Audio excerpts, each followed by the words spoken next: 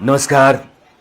25 जुलाई को जब दिल्ली के जंतर मंतर पर छात्र अपने आंदोलन की कामयाबी का जश्न मना रहे थे, जब हजारों की तादाद में झूमते, खुशियां मनाते, गले लगते, मिठाइयां बांटते, अपनी लड़ाई पर निहाल होते, हिंदुस्तान के इतिहास में आंदोलन का एक नया अध्याय लिख रहे थे, उसी समय दिल्ली से लगभग 1200 किलोमीटर दूर झारखंड की राजधानी रांची में एक जगह है बापू वाटिका।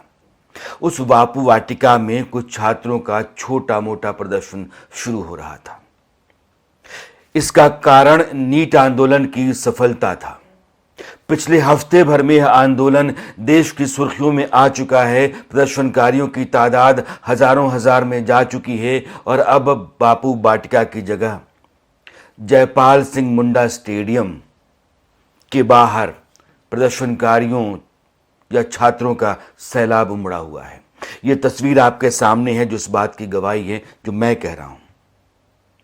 यह तस्वीर प्रदर्शनकारियों की तादाद, आक्रोश और ताकत में जंतर मंतर की तरह ही है, लेकिन यहां बेहिसाब पिज्जा, बर्गर, बिरयानी नहीं है। बोतल बंद पानी और सॉफ्ट ड्रिंक पैकेट्स की भरमार नहीं है। यहां शहर के तमाम हिस्सों से भरे पूरे घरों के भारी भरकम लोग नहीं हैं। राजनीतिक दलों की तरफ से भेजे गए कारिंदे नहीं हैं। एजेंडा का पुलिंदा पकड़ाकर भेजे गए लोगों की भद्दी गालियों से भरे बैनर और नारे नहीं हैं। बच्चों की लड़ाई की आड़ में बड़े बड़े राजनेताओं की मतलब परस्तियां नहीं हैं।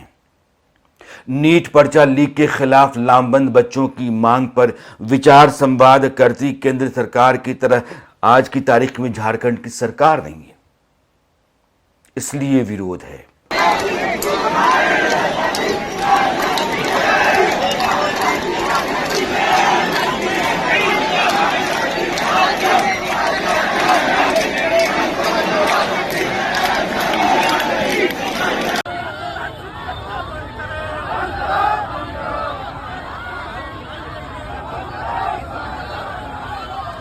यहां मीडिया का मेला नहीं है।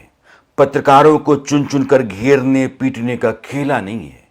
फिल्मी सितारों, स्टैंड अप कॉमेडियंस, आइसा, एसएफआई, आम आदमी पार्टी, भीमसेना, इन जैसों का रेला नहीं है। अगर कुछ है तो गुस्से का उबाल है, सूखी रोटी पर भारी भूख है, आसमान चीरते नारों से हलकान सूखे गले हैं, प्रतिभा की लाचारी है, सालों साल की मेहनत की बेबसी है, धोखा, धांधली और भ्रष्टाचार से उपजा आक्रोश है।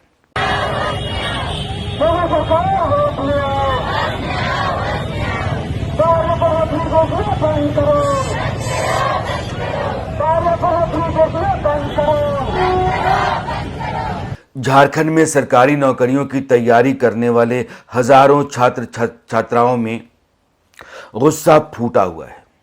वे कह रहे हैं कि झारखंड पब्लिक सर्विस कमीशन और झारखंड स्टाफ सिलेक्शन कमीशन, इनके जरिए जितनी भी परीक्षाएं होती हैं उनमें धांधली और भ्रष्टाचार हैं।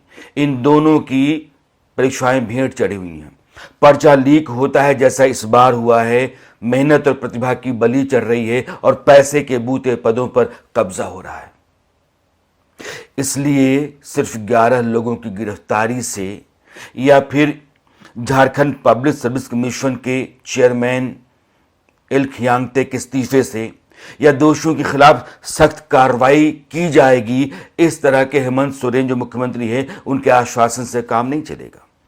पूरे भर्ती सिस्टम को बदलना होगा। एग्जामिनेशन का पूरा प्रोसेस लीक प्रूफ करना होगा, वरना अब आर या पार होगा। अब आप पूरी कहानी समझिए। 14वीं झारखंड पब्लिक सर्विस कमीशन की जो प्रीलिम्स परीक्षा है वो 19 अप्रैल को हुई। जुलाई की शुरुआत में प्रारंभिक परीक्षा का परिणाम आया और इसके बाद विवाद तेजी से बढ़ा। अलग अलग रिपोर्टों में जो सफल उम्मीदवार थे उनकी संख्या को लेकर के मामूली अंतर सामने आया, लेकिन झारखंड पब्लिक सर्विस कमीशन कि इस भर्ती में 2200 से अधिक उम्मीदवारों को मेंस एग्जाम के लिए सफल डिक्लेयर किया गया। रिजल्ट सामने आते ही परीक्षा देने वालों ने कई सवाल उठाए। इनमें जो सबसे बड़ा आरोप था वो ये कि रिजल्ट जारी करते समय कट ऑफ कैटेगरी वाइज जो कट ऑफ होता है उसको पब्लिक नहीं किया गया। मेरिट लिस्ट जारी करने की प्रक्रिया को लेकर के भी कई तरह के सवाल उठे हुए हैं। कुछ कैंडिडेट्स ये दावा कर रहे हैं कि जो सूची जारी की गई उस पर आयोग के संवैधानिक सदस्यों के दस्तखत नहीं थे और ऐसा होता नहीं है, इसलिए यह भी अचंभे का कारण है। विवाद तब और तूल पकड़ गया जब सोशल मीडिया पर कुछ कथित ओएमआर शीट्स वायरल होने लगी। इंडियन एक्सप्रेस की एक रिपोर्ट कहती है कि वायरल हुई एक ओएमआर शीट के बारे में दावा किया गया कि संबंधित उम्मीदवार ने पेपर 1 में लगभग 48 सवाल ही हल किए थे।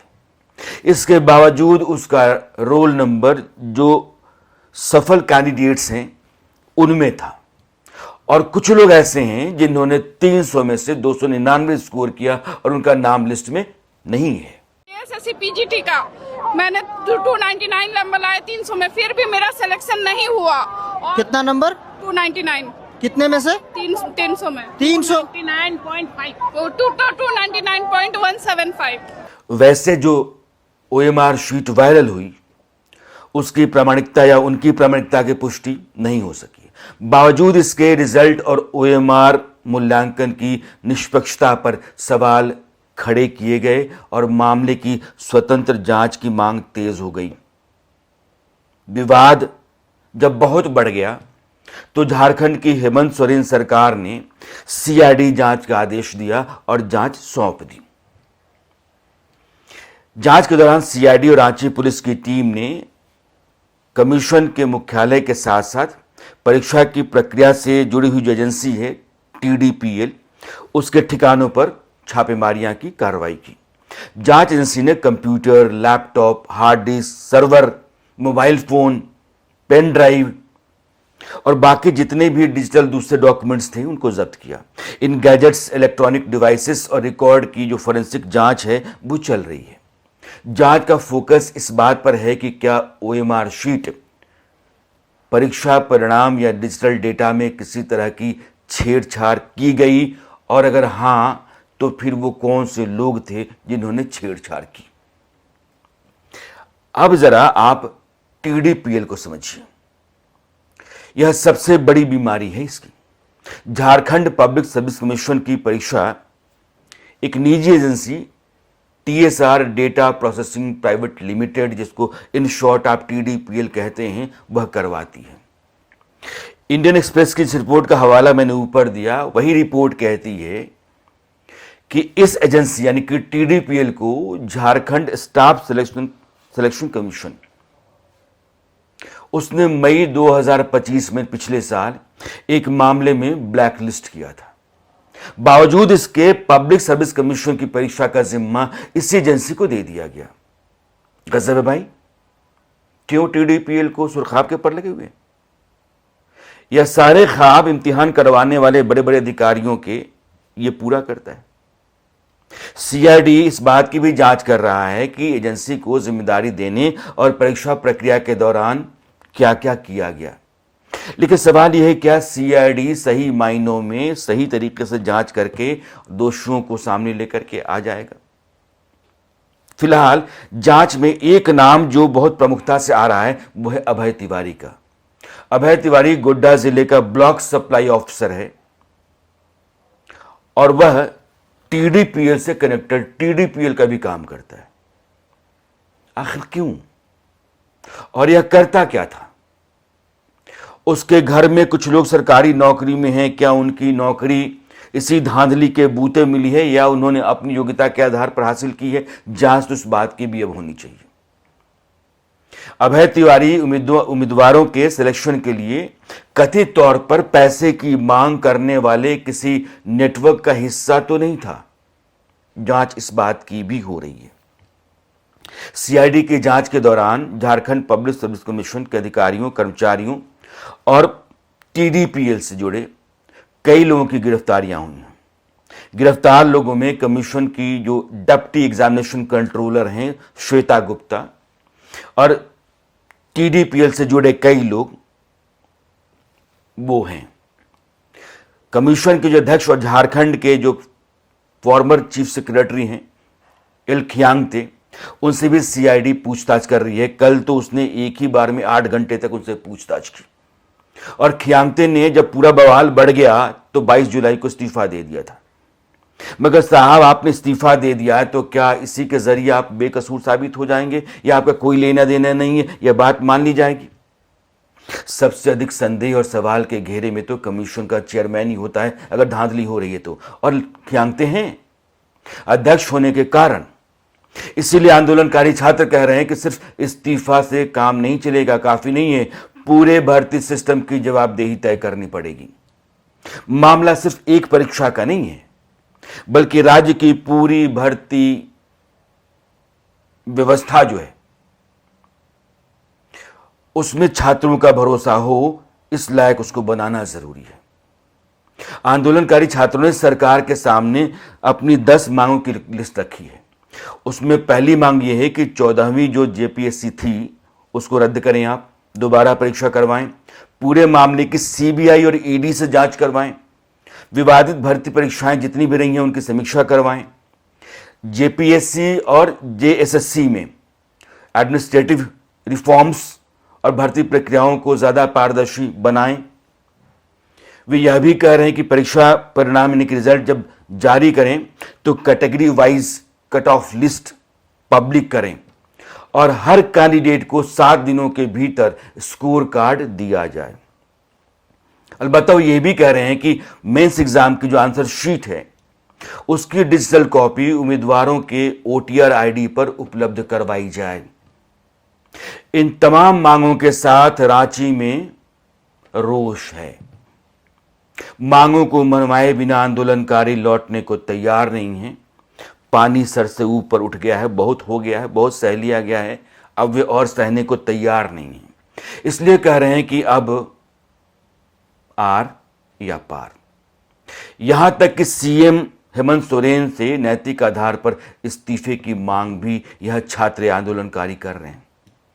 6 तारीख को 6 अगस्त को यह पूरा आंदोलन प्रोटेस्ट विधानसभा मार्च करेगा। अब इसमें राजनीतिक दलों की घुसपैठ भी हो गई है। माहौल में लगातार गर्मी बढ़ती चली जा रही है। एक बहुत वाजिब और जरूरी मांग पर झारखंड के छात्रों ने सरकार के खिलाफ आसमान सर पर उठा रखा है और जब तक सोरेन सरकार परीक्षाओं में पदों की चल रही लूट धांधली बंद करने का मजबूत बंदोबस्त भरोसेमंद छात्रों के मुताबिक नहीं करती है, तब तक यह कोहराम थमता नजर नहीं आता है। मेरी पूरी कोशिश होगी कि 6 तारीख को मैं रांची में रहूं और उसके बाद से इस प्रदर्शन के साथ साथ बना रहूं, क्योंकि उन छात्रों को भी आपका समर्थन और आवाज चाहिए। सिर्फ जंतर मंतर ही देश नहीं है। देश के अलग अलग राज्यों में अगर हजारों हजार की तादाद में छात्र अपने हालात से तंग आकर के और धरने पर हैं, भूखे हैं, बूंद बूंद को तरस जा रहे हैं और रात भर मच्छर उमस के बीच में वो काट रहे हैं, तो वैसे छात्रों के साथ खड़ा होना भी नैतिक दायित्व बनता है। इसलिए मैं कह रहा हूं कि 6 तारीख से बहुत संभव है कि मैं आपको रांची में मिलूं, लेकिन चलने से पहले, आपसे विदा लेने से पहले मेरा निवेदन है कि अगर आपने मेरे इस चैनल को सब्सक्राइब नहीं किया है तो कीजिए, वीडियोस लाइक करिए, शेयर कीजिए पसंद आ रहा है तो, और अपनी राय भी कमेंट बॉक्स में दर्ज किया कीजिए।